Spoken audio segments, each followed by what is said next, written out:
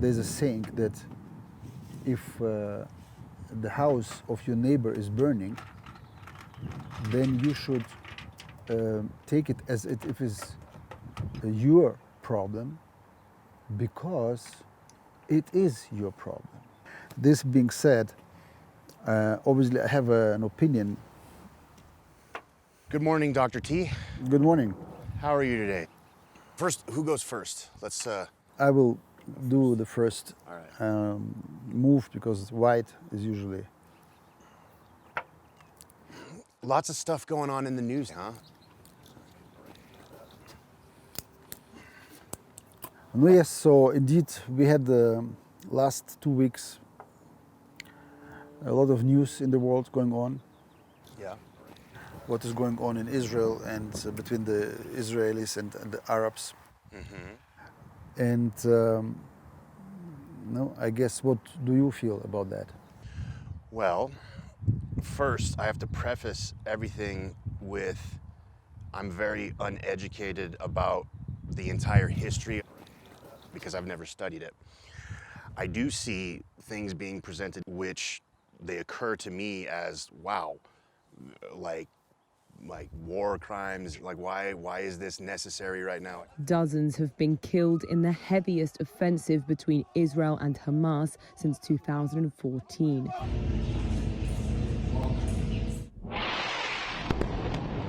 Yes, you know, first of all, no one of us is completely objective. We all are embedded in our bodies, in our history, in our genes, in our cultural encirclement. And so it is absolutely also not needed, in my opinion, to pretend that if I have an opinion, to pretend that it is absolutely objectively.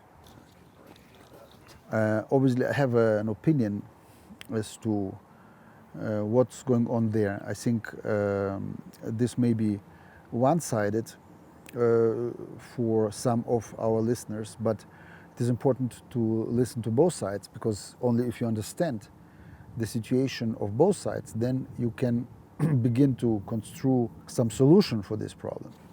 Let's look first at the Jewish side.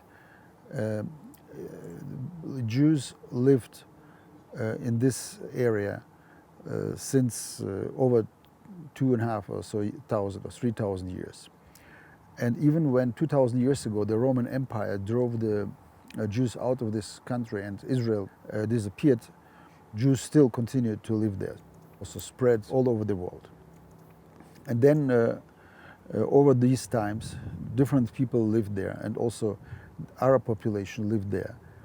And now we have the situation that both people claim a very small piece of land and go and divide this in a way that it is just.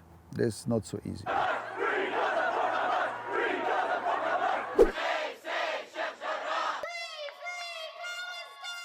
1890 or so, there was a scandal in France, Dreyfus affair.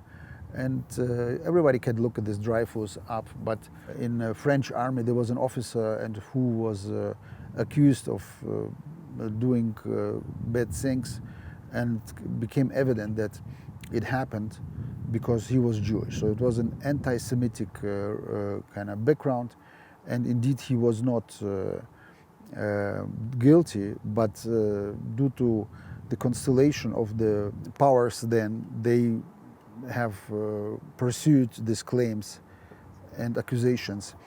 And this is when there was an outspoken person, Theodor Herzl, who organized the first Zionistic Congress. He recognized, I think properly, that in order for the Jews to be safe, it needs to have its own country again. And this was before World War I and before World War II. Anyway, what happened then is, this was end of World War I. The Ottoman Empire disintegrated, and Ottoman Empire controlled over 500 years, I think, the territories of today's Israel and most of the Arab countries which did not exist then. So then United Kingdom took over the administration of these territories. There was a Balfour Declaration. It is a paper where laid out how Israel could, the map, the extent of Israel could be, and based on historical data, most of the territory of Jordan should have been also Israel because of the historical former territories where Jews lived. And what Great Britain did is it divided the Arab countries in very nice, big, well-to-defendable territories. So you can see, if you look at the map and you see how the territories of the Arab countries are, like Saudi Arabia and Iraq and Jordan. So it is big territories, which you really can say makes sense to divide this, because the crude oil was found in this area, and Great Britain was the power which controlled this. They wanted to be a stable situation there, so they can control the crude oil. Those countries have a clear-cut territories, which strategically and militarily, which is also very important for every country, has defensible borders. Let's say this way, simple. If would be for United Kingdom important to have the Jewish country to be defensible and properly designed, just by topology, they would have designed this differently. Obviously, World War II, so Holocaust occurred. And this was really the final drive, and Israel was established. And you can see how interlocked the countries are. So you don't have like a square or kind of borders with natural appearance. So you have interlocked territories which are divided. So it is one piece here, one piece here. And therefore, it was clear that it is very difficult to defend. And in fact, there are many other facts. For example, that actually neither Great Britain nor USA were very delighted about the establishment of a Jewish state. In any case, fact is that the Red Army has mostly contributed to free the Auschwitz and to defeat Hitler. We know that Hitler was defeated. The motion was to create Israel, and basically only Stalin from the big countries has supported the creation of Israel.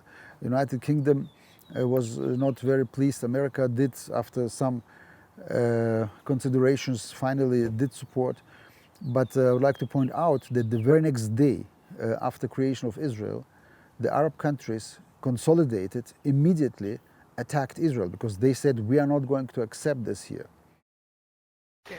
إذا الفلسطينيين استرجعوا كل فلسطين، شو بيصير في 6 مليون يهودي؟ بتتوزع حول العالم. They would be Separated they in would other be countries. spread to the rest of the countries, or to other countries around the world. So they'd be thrown out. So يعني بينطردوا. طبعا. Of course. Okay. They can't stay? No, they can't stay. Why? It's our land. And they, by the way, have fought with English weapons, because Israel was under embargo. So no one other country actually wanted to supply the Jews with weapons. Only Stalin, Soviet Union, who wanted to supply Israeli army. Only thanks to this fact, Israel was able to actually win the very first war. We have a situation now where, after numerous wars against the Arabs, and now we have to look, I think, into wider field, because the way it looks right now, I would compare it with two insects, let's say wasp and a spider. They are caught in a little box, and they oppose each other, and they fight for their lives, not to blame neither the Israelis nor the Arab population. The reason why this conflict between those two insects is because they are kind of in this cage, which does not allow them to develop properly. Whose turn is it now? It is your turn. Okay. I moved from here to Yeah. here. So basically, this is now the situation. First of all, I would like to talk about the Palestinian people. Okay. What defines actually a nation? What makes a Russian differently from Germans, for example? Okay, so obviously we see different language, different cultural background, different location. I'm sorry, did you move? You did. Yes. From here to here? Yes. Okay. Sorry. Different location and different religion. And so this is then the difference. Obviously, we all are humans, and we never shall forget this, by the way. Still, you know, whatever difference we have, we still are humans, and it is just the programming, if you want, of us. But if we discuss this, so we see we understand if you say French and Spanish, Russians and Germans and English and Japanese and Chinese and India, those are people where we right away understand those are different people.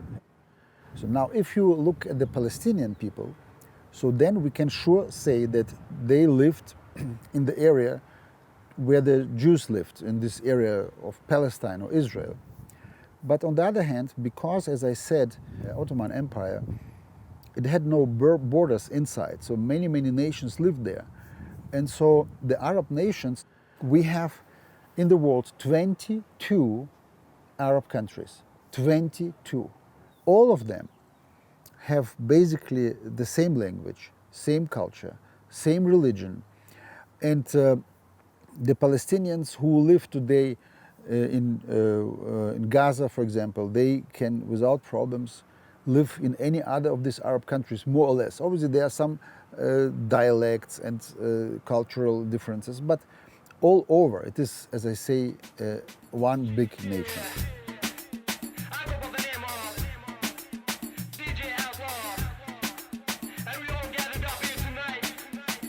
And by the way, the Arab always underline this.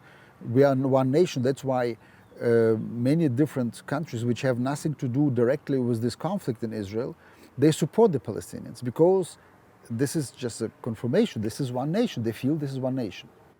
Semitic nations are Arabs and Jews. They're cousins. They have very similar writings. The language is even similar. I have many friends, Muslims and Arabs, and many. There's Islamic people who work in the office, right? Yeah. And we have many patients, and I always ask, what is one in Arab? They say wahad, and I say okay. And in Hebrew, it's ahad. So Almost the same thing. yeah, it is. Jews, after having so much plight in their history, because of Holocaust, finally the whole community, the world community, decided, okay, let them have one piece, a land where they can live themselves. And this is the idea of Zionism, and this is the idea of the Jewish state. And now then, however, the Arabs then, in 48, until today, they did not recognize the right of Israel, most of them, not all of them, but most of them, to exist, number one. And they said, we will not create our Palestine till we drive the Jews out from there. Affairs finally exploded into civil war following the UN vote for a partition of Palestine into Jewish and Arab states on November 29, 1947, a solution which the Palestinians and the Arab League refused. And this is the problem. Now, how to solve this? This is right now very popular, that we need two-state solution the way it was planned in 48. And theoretically it is yes. But after so many wars, there is no trust. And even now, the last conflict which we are talking in 21, just 2 weeks ago. Dozens have been killed in the heaviest offensive between Israel and Hamas since 2014. Or less even, we have seen that not only rockets fell from Gaza, but we have seen that also inside of Israel, where about 20% of Israeli population today are Israeli Arabs. So they have nothing to do with Arabs which live outside of Israel, in Gaza and West Bank or Judea, Samaria. The Arabs in Israel began to basically commit terror acts, and then obviously Also, it was on the other side. Palestinian health authorities say more than 60 children have been killed. I don't know what to do. I'm just 10.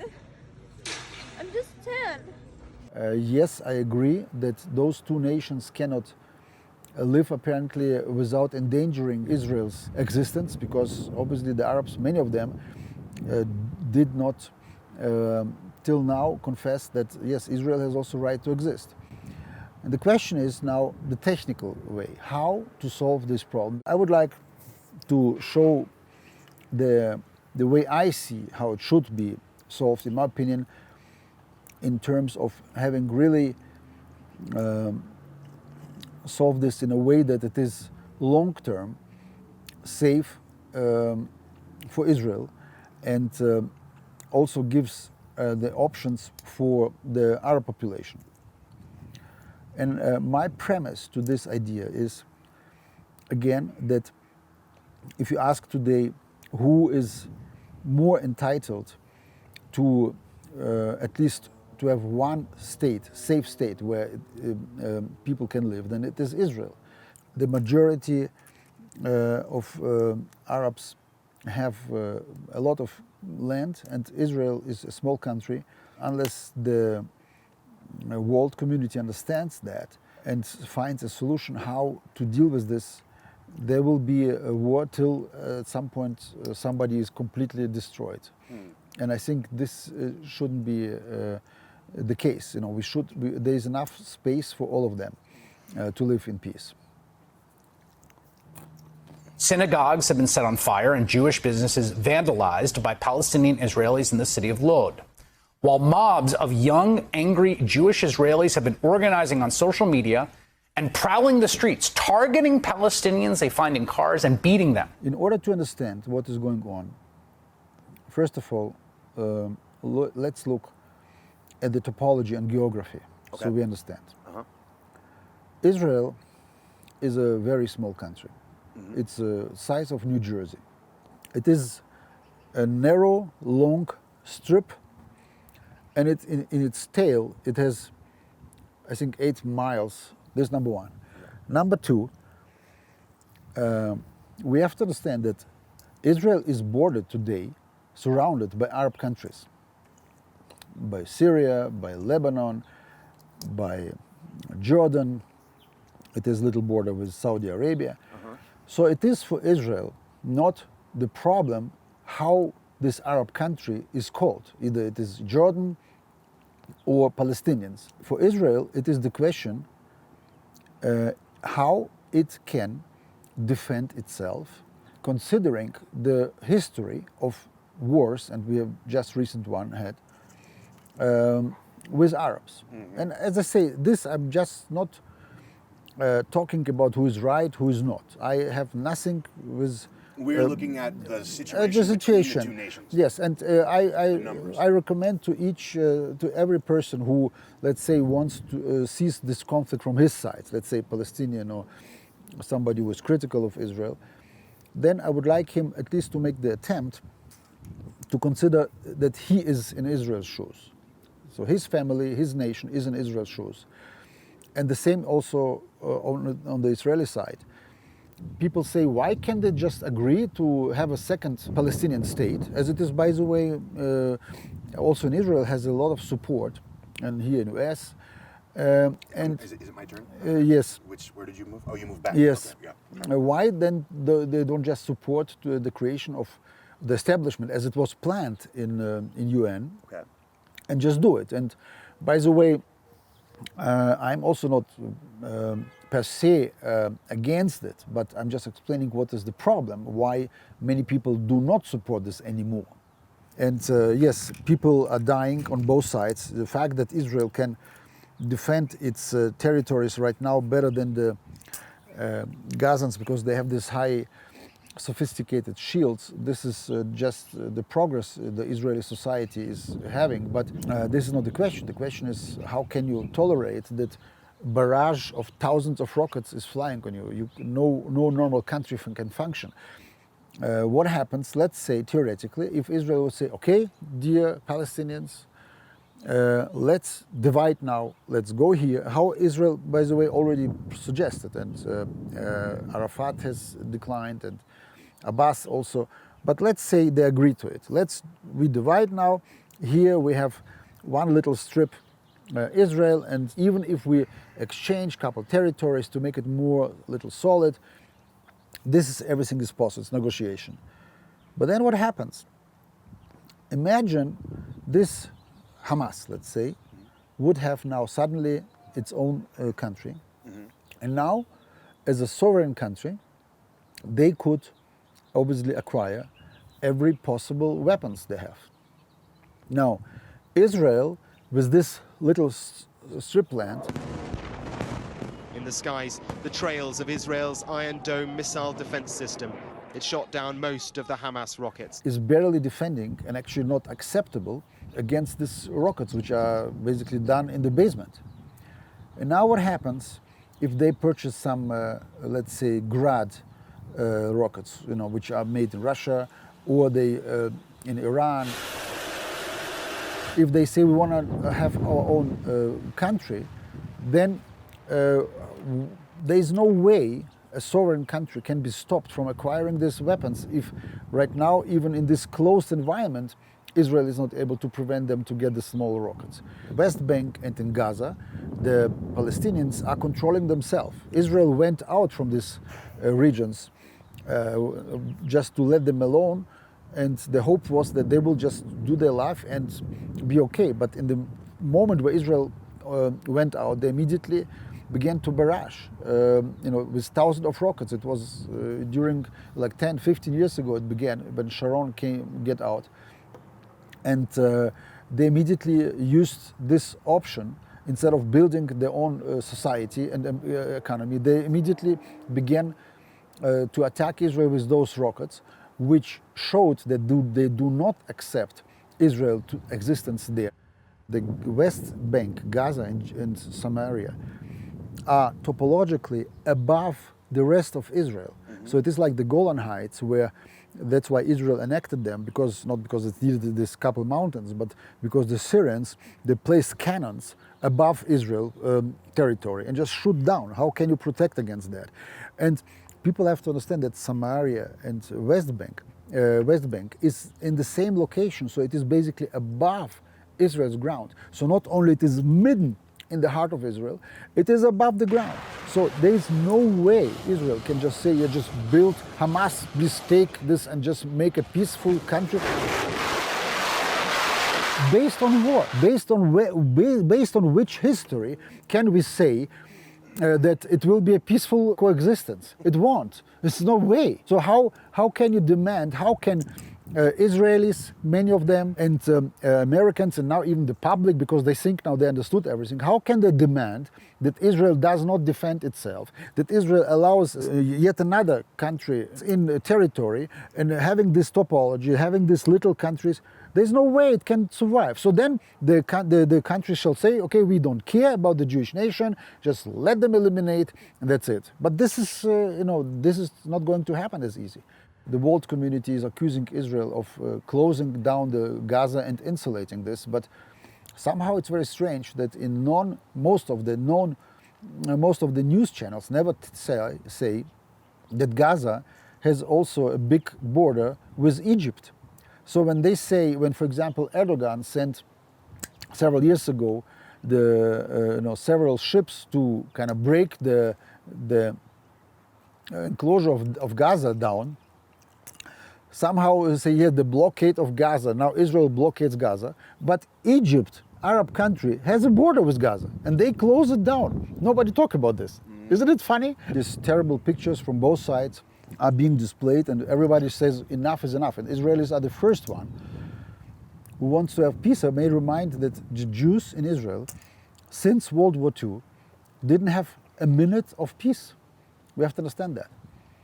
When Israel was established, the Israelis in general said, Arab states, thank you for the ability that the UN gave Jews to have at least some piece of land. And we will show this again on the map. And, Israel, the Jews took what they were given, basically. They had, came from Auschwitz, and try to go back, who survived to Europe. And what happened there in Poland, in Litauen, they were murdered, several thousand people were murdered after World War II because they wanted just to have their homes back. The Jews said, okay, we have to go somewhere. So they kind of took the opportunity now in 48, those 3 years after World War II ended, to go there. And I agree actually with the motion that the Arabs say that actually this problem was created by Europeans. So they shall do something about that. And I agree with that. Does not mean that Israel should not exist, obviously. Israel is there. But the fact that the Holocaust, this genocide, happened on European soil and brought so much suffering to the whole world, is definitely has a merit in it. Israel was established. The very next day, the Arabs attacked Israel. And as I pointed out, thanks to supply of weapons, Israel was able to overcome. And since then, the wars never ended. And by the way, when the Arabs attacked, they said, Syria, Jordan, Egypt, they said to the Palestinians, let's call them this way, who lived and who were supposed to become the citizens of the new to found country, they said them, go away, we're gonna drive the Jews out there and then you come back. And this is why many Arab countries, Arab people left, in the hope that the Arab countries will get the Jews out and they will return them. Many Jews, hundreds of thousands, I think over 600,000, were forced to leave their countries, Arab countries, where they lived also for centuries, and they went to Israel. And those people who were displaced through these events, let's say, refugees, normal people, they have nothing to do mostly with this. And now the interesting situation here is, those refugees who decided not to go back to Palestine, they were not allowed to integrate into the societies. Till today, in Arab countries, these Palestinians, so Arabs, for me this is normal Arabs, call them Palestinians, but we discussed this is normal Arab population. They are not allowed to be members of these countries where they are being held in these camps. They are not allowed to have citizenship, to have similar rights. They are intentionally kept in these closed camps to, instead of help to solve these problems, there's their brothers suffering now in third generation. And may I remember that based on UN definition, refugee cannot be in second or third generation, because the first generation is refugee, but then the refugees, they stay, they settle down, and then they live their lives. World humanity goes on. So if they're born there, then they're natives. No, yes. So, but here what happens? The Arab countries intentionally disallow those Palestinians who were displaced by World War II events. There is no question what happened to Jews, to Arabs, to all nations who were involved. We know that. Millions of people died. Millions of people were displaced. And this context, which I have just explained, taking in account the refugees problem, taking in account the military aspect that an independent Palestinian state is actually not a problem for Israel, but the problem is that the geography is this way, and then if they become completely sovereign, as I understand they want to be, then no one can prevent them, tell them, hey, don't buy airplanes, don't buy cannons, don't buy multi-rockets launch systems, which no country will withstand. And this is the problem. So if in the moment where people who understand military strategy, if they would say, okay, we agree to this, the next day there will be war and nothing will be stopping again the fighting, but now with much more deadly weapons. So now I look kind of rational, and I see here huge Arab nation, 350 million. They own half of Asia, and a third of Africa is Arab countries. And now mid in there is a little spot, like 20 miles times 100 miles, like 20,000 square kilometer, which 50% is desert. And there live now Jews after so long suffering. My solution would be, if I could kind of dictate like paternalistic, means I'm dictator, but like a father. We understand that the Arabs have multiple times, 1,000 times, millions times more resources, more people, more area, more land. And there's a little nation which went through so much suffering over 2,000 years, almost was genocided and eliminated from this world. Why don't you say, okay, let's get those people who are suffering in Gaza, let's assemble a fund for them, that they get offered to move to any country they want, like Europe, like USA, like Jordan, like Saudi Arabia. Doesn't matter. Give every family $100,000 in hand. This is finance from Israel. Not from Israel. The whole community shall do it. From taxation dollars. They can print it. American can print it. Europe has caused this. This is pennies. We're not talking about what we're talking about. Just assistance money. This is this is a drop in a sea. So forget this money. But get them the option. Get them the rights. Tell them, hi guys, whoever wants to live here, you have perspective. We will support you. We will help you with development. And Israel will be the first to help. By the way, Jordan today, 65% of population are so-called Palestinians. 65. Now, for me, they're still the same. But if you want to define the 65, so organize an election there, and then you have immediately your democratically elected Palestine. So it is. But I'm not saying that now let's destroy Jordan for this. That's not the question. No. The question is that if somebody is wise, with really kind of normal approach goes, you understand? Yes, the Jews are very bad. I know they want only war. But why? Because they sit on this drop of land and say we just want to live in peace. But how can we, if we have the series of these wars, and now they say create another state which is interlocked here? How are you going to prevent this? This is the next conflict. It's not possible. Now suddenly, not all of them obviously, but we see this coming from violence, but not only demonstrating. This is really violence where they burned synagogues in Israel, where they kill people driving them and with knife, and then obviously have reaction to this. So I say you can see that it does not work. The integration is not so simple as we see it. We know this. From all countries we see this. So the fact that the world is so focused on this conflict, and we are talking about here war crime. Okay, let's talk about war crime. Israel, now we understand, is doing what it can to defend itself. Same as Palestinians doing what they say. They have the weapons to just inselectively pound Israel with small rockets. They say we don't have any others. That's why we use what we have. Okay, Israel uses also what it has. It's tried to avoid civil casualties, but it happens. But I have another question. Now I hear that the International Criminal Court and then UNRWA, this is the UN Organization for Human Rights, wants to charge Israel for war crimes.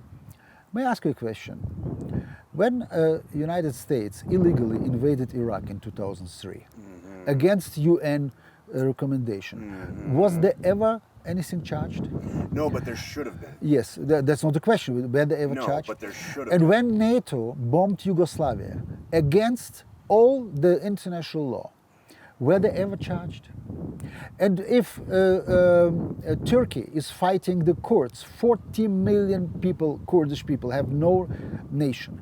Did I ever hear that any of these organizations, which is always concentrating on Israel, ever voiced that what's happening actually to Kurds? The Arabs have 22 countries, and they can easily go back to wherever they go, actually. If they feel attacked by Israel, then they flee wherever they want and they stay. Where are the Kurds to go? They have no home at all, similar like Jewish were. Did I ever hear anything about this? So my point is that there is a conflict, and justice must be done, in my way, not only justice, but a stable situation. There is no help for anyone if we create pseudo-solution, and tomorrow it will be again war, as I explained, which will not work. On the other hand, we see that the world is focusing on this specific agenda. If I tell you that the UN full assembly. Is this my turn? Yes. It is? No, that yeah, no, US. I'm like, it is? You yes, forgot this? Okay, go ahead, sorry. That the US full assembly, has, I think, out of all resolutions they bring, 90% are about Israel. Just let's think about this. 90% about Israel. And now also other countries say we need to regard the UN resolutions, and Israel is not following them, but which country does? Whose turn is it? Yours. Yeah. Did you see that when America, as I say, bombed Yugoslavia, when America invaded Iraq, did you see anywhere sentiments that Americans were attacked or Christians were attacked when they attacked Muslim countries? You know, the Western perspective right now is on Jews and also on Russia is very similar. That's why also many Russians says now we understand the Jews better. What's going right now, this is double standard, and this is what really killing actually really a normal life of nations, because what the Western countries think what they are allowed to do, other countries are not allowed to do. And this is based not on some justification or right, it is based on just because we have the power, we have the medicine, we have the technology, and if you don't do what we want, we will tell the people that you're the bad ones and we're gonna kill you, we're gonna remove your president. Medicine, we have a concept which says informed consent. Okay. What does it mean? Informed consent means if you have a problem as a patient and I propose you a treatment, then I need your consent to allow me to enter your body if you want, to cut you or to pull a tooth if it's a dentistry or to do some surgeries. And the concept of informed consent means that you, to your best possible abilities, have understood what is about, have understood the options you have. So I informed you why I suggest and maybe I'll alternative present you, and then you can choose what you would like to have done. Sure. This is called informed consent. Now I have a question. Okay. We are, in a democracy, electing people who are representing us. Okay. That makes sense, because it's a representative political system where not everybody can solve all the needs it needs. So we delegate to people who are specialists, who are specializing, they are professional. We choose these people. Yes, we elect them, and we entrust us to represent our interests. These people make decisions all the time for us. We are entrusting them. Now my question is the following. If, for example, a politician sends our troops, which are consisted from our children, and we own may be actually also affected, if they send us to a war, and they pretend a different reason for this war, they lie us about the reasons. That is very similar to what I say if I pull a tooth from you, and I tell you a different story, I tell you wrong justification for it, and you allow me to pull the tooth, but then afterwards you find out that I lied to you. I didn't give you the informed consent because I didn't inform you properly. That's a crime, yes. So the question is, if somebody sends our children, makes a decision for us in our names, and begins a war in our name, and he pretends to be it in our best interest, means in the nation's best interest, but it comes out that actually he lied. Yes, there was an interest behind this, there's no question, but whose interest? Of a special person, special interest of some corporation which made the money, or so forth. So how is this being dealt with? This is the entire crux behind my dissatisfaction with the United States. when I was younger and I saw this happen when the Iraq War 2003, when they told us there was weapons of mass destruction, we need to go to war with these people, I said, okay, I was pissed. I almost signed up to go. I just came and I was not even citizen. I'm still not because of this. Let's go get these sons of bitches right now, you know? Yes. So they said, okay, he has weapons of mass destruction. Let's go find them. Yes. And then months later, there was no evidence. America mobilized the troops and sent over 350,000 Americans. You can just think about this. 350,000 young people here from the US went overboard and assembled army, which was then comprised internationally. And even Germany sent some troops, and Russia helped. Everybody helped because this September 11 catastrophe. And then at some point, Saddam Hussein said, yes, okay, we're giving in to pressure. We allow now to inspect the sites which you presumably say they are weapons of mass destruction, because he didn't allow this before. That's why America presumably built up this threat. And then suddenly Saddam Hussein, okay, he understood it is serious now. He said, okay, I'm giving up. Yeah. Come in. Germany and many, many other countries said, wait a minute. Saddam Hussein allowed the international community to enter the country without war and to check the sites they wanted to check. And the Americans said, no, we're still going to war. And this is where I say stop. If the threat was built up to check those sites, and he first didn't want to allow this, but then understanding that it is serious, he did say, okay, now get in. Everyone said, okay, there is no need for war, then just go and check. And the Americans still began the war, killed, are responsible, they're here with, for hundreds of thousands of people killed. So this is where I said, wait a minute. If a country goes without good reason, means good reason, explain to its nation, to war, then something is wrong. Then the democracy is here not really democracy. The German foreign minister, Joschka Fischer then, and Schröder, the Bundeskanzler, he said, no, we are not going to support illegal wars here. Now I need to understand what is going on. This was in 2003. And since then, obviously, I know much more about this country. I'm asking myself, why are the people who have misled the American public, who are responsible? I know people who died actually, because we have Coloradans who went to war. And this continues and continues and continues. They get reelected. Yes. They get reelected. Joe Biden was one of the chief architects of the Iraq War. Yes, and this is, I think, this is the arrogance. And right now, I can say I'm very kind of concerned many regards. And the signs which I see here, also this movement against Israel, for example, it shows how little informed the people are behind. I understand also like your feelings, and my feelings are the same. My mom, she sees, the Arab children and the Jewish children, she's crying. I blame here the media, which did not inform the people over years and years and years. In America, they were actually even better. In Europe, even worse.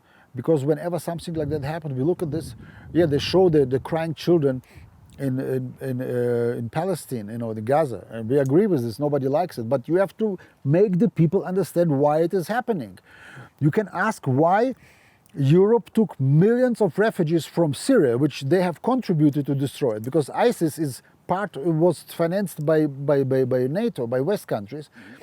But because Germany has apparently not enough birth rate, they allowed the Arabs to come in. But the question is, why don't they offer this to the Palestinians and do a concerted approach to solve this problem once and for all, instead of leaving this and just watching how it gets worse? Wow.